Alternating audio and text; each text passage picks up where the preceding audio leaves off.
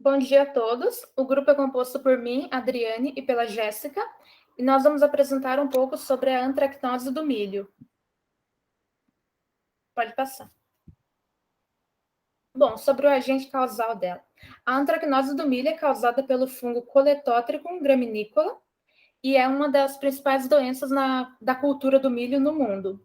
A doença no Brasil ocorre em todas as regiões produtoras e sua incidência tem aumentado nos plantios de milho, principalmente em locais onde se faz o uso do plantio direto, o que favorece o aumento do inóculo na área. Isso ocorre porque o inóculo se aproveita dos restos culturais do milho para permanecer viável.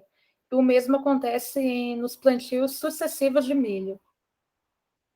Pode passar. A respeito do histórico e a sua importância. Antes da década de 70, a antracnose do milho não era considerada um problema nessa cultura, mas a partir desse ano começaram a ocorrer surtos epidêmicos nas regiões produtoras do centro-oeste dos Estados Unidos, e o primeiro caso da doença no Brasil ocorreu em campos de milho próximos à cidade de Campinas. Posteriormente ao plantio da segunda safra, também conhecida como safrinha, a doença que era tida como secundária, ela passou a ganhar grande importância, principalmente em regiões que utilizam o plantio direto e cultivos sucessivos do milho, limitando a produtividade nessas áreas. O monitoramento das podridões do colmo e milho no Brasil tem sido feito ao longo dos anos, sendo encontrado esse fungo em mais de 60% das plantas doentes, e 22% dessa porcentagem ali de 62% foi encontrado na região sul do Brasil. Bom, a sintomatologia. As lesões foliares e a podridão do colmo são os sintomas mais comuns vistos no campo, mas o fungo também pode afetar as sementes e as raízes da planta. As folhas podem ser infectadas em qualquer estágio do desenvolvimento, e os sintomas variam bastante dependendo do genótipo, da idade, da folha e das condições ambientais. Em plantas mais vulneráveis, assim, as lesões são de coloração castanho claro, tem um formato de oval alongado, podendo algumas lesões também apresentar bordas vermelho alaranjadas, que podem expandir e tomar conta de toda a folha. Em genótipos resistentes, as lesões são geralmente menores, variando de clorótica a necrótica. Em condições de seca, as lesões ficam restritas a pontuações necróticas. Bom, normalmente os sintomas eles começam pelas folhas baixas e vão se movendo em direção ao topo da planta, ao ápice dela. Quando as lesões elas começam na nervura, ocorre a seca da folha a partir do ponto onde está a lesão, e ela vai novamente em direção ao ápice, formando um V. As plantas infectadas nas fases iniciais do seu desenvolvimento podem não apresentar uma sintomatologia de fácil detecção no colmo, mas depois do florescimento podem ser observadas lesões encharcadas, com coloração escura entre marrom avermelhada a preto. Essas lesões elas podem se juntar e formar grandes áreas necrosadas. E o tecido do colmo infectado ele fica escuro e degenerado, e os entrenós dele eles ficam meio flácidos.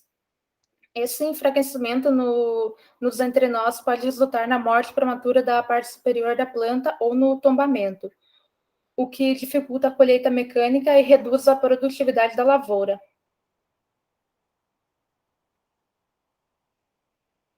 Aqui são umas imagens com as plantas infectadas, as folhas, a raiz também. Aqui mais algumas.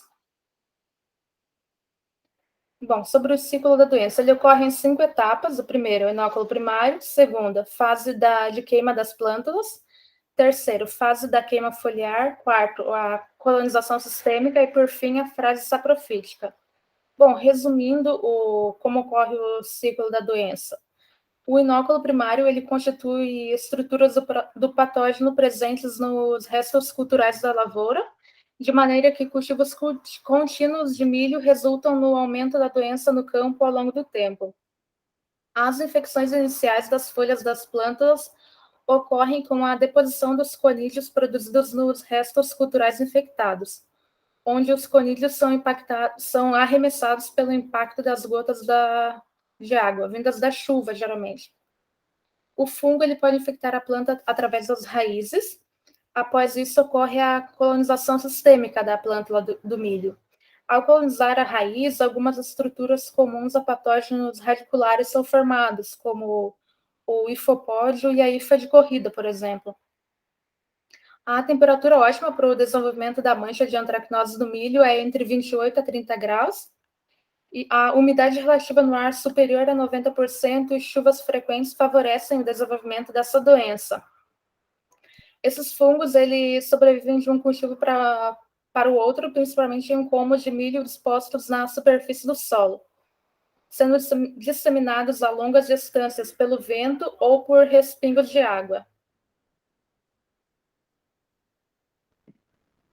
A respeito da sobrevivência. Bom, a permanência do inóculo no campo está associada aos restos culturais. O fungo ele sobrevive como saprófita desde que os tecidos da planta tenham sido previamente colonizados. E eles sobrevivem, então, como saprófita por até 9 meses no campo, quando estão enterrados. Há relatos de sobrevivência de que o fungo no tecido da planta pode chegar a até 18 meses. Caso os restos culturais sejam enterrados, a capacidade de sobrevivência reduz devido à baixa capacidade de conversão do fungo com a microbiota do solo. Conídeos e micélios desse fungo sobrevivem menos de 20 dias a temperaturas no solo maior ou igual a 16 graus. Bom, então eu vou falar um pouco sobre a suscetibilidade. Foram feitos uns estudos utilizando algumas cultivares híbridas, e dentre essas, pode-se observar que as 4 primeiras ali da tabela, elas são as que apresentaram maior suscetibilidade, então seriam essas aqui. E elas também, a primeira foi a que teve a maior suscetibilidade, por isso que ela se difere significativamente de todas as demais. As próximas 3 entre si não se diferem, porque a suscetibilidade é semelhante. As próximas aqui, que está no C, elas são resistentes intermediárias, então elas ainda conseguem resistir um pouco à doença. E as 2 últimas, elas são resistentes. Isso é relacionado com a ACPD da antracnose. Bom, agora um pouco sobre o MID, que seria o manejo integrado de plantas.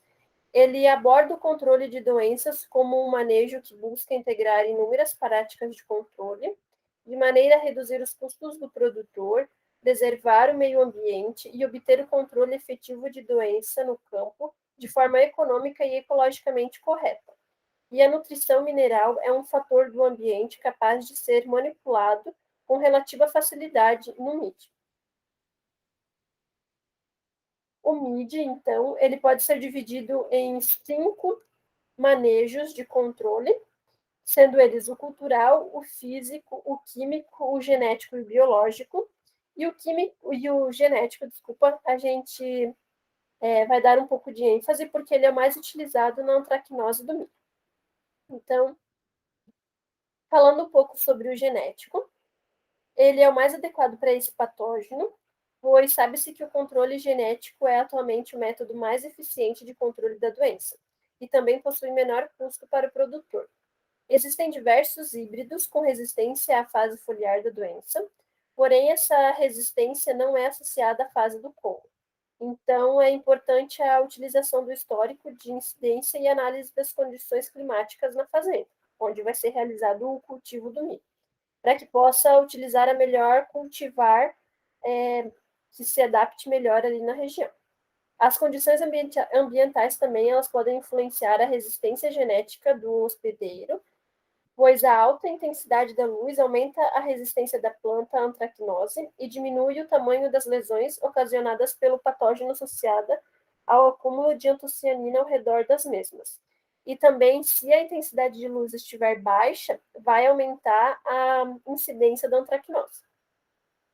Em relação ao controle cultivar, cultural, perdão. Ele é um método que usa o controle da rotação de culturas, mas essa rotação ela deve ser feita com culturas não hospedeiras por mais de um ano, as que sucedem o milho, porque o fungo ele pode sobreviver em restos culturais por 18 meses.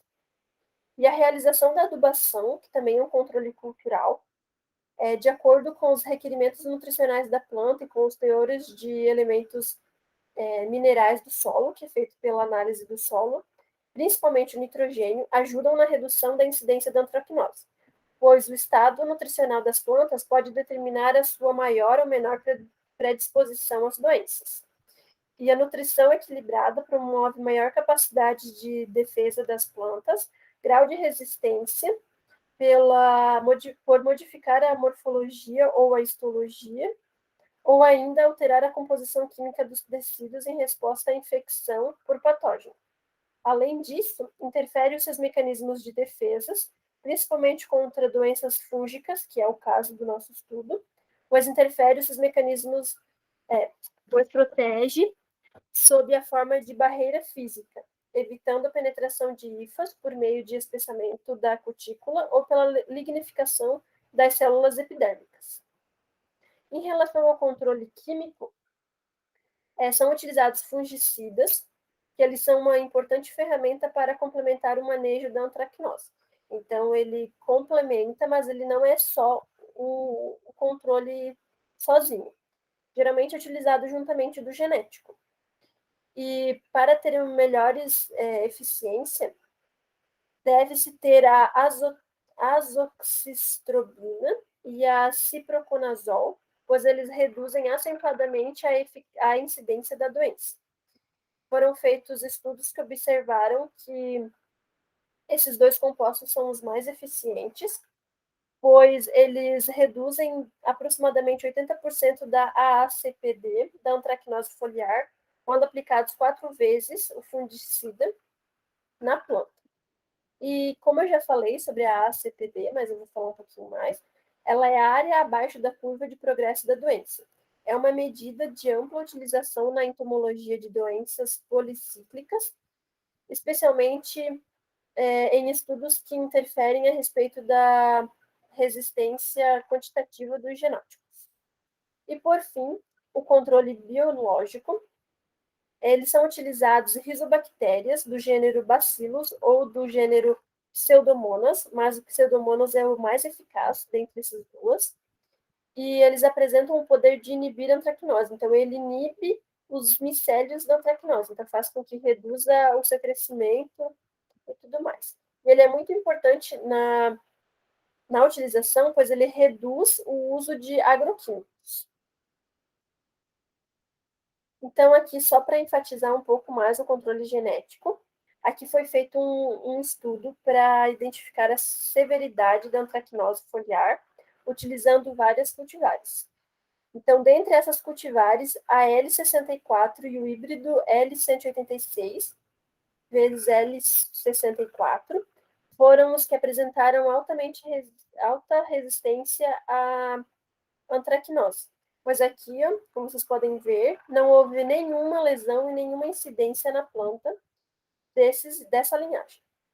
Então, essa seria a mais adequada para ser utilizada, pois as demais já apresentaram maiores lesões nas suas folhas. E agora, só para fechar a nossa apresentação, então, o manejo genético, como eu já havia falado, ele é o melhor, o mais eficiente para ser utilizado como um mecanismo de controle dessa doença, e também deve-se ter o plantio direto, não deve-se fazer, pois ele favorece o desenvolvimento do inóculo.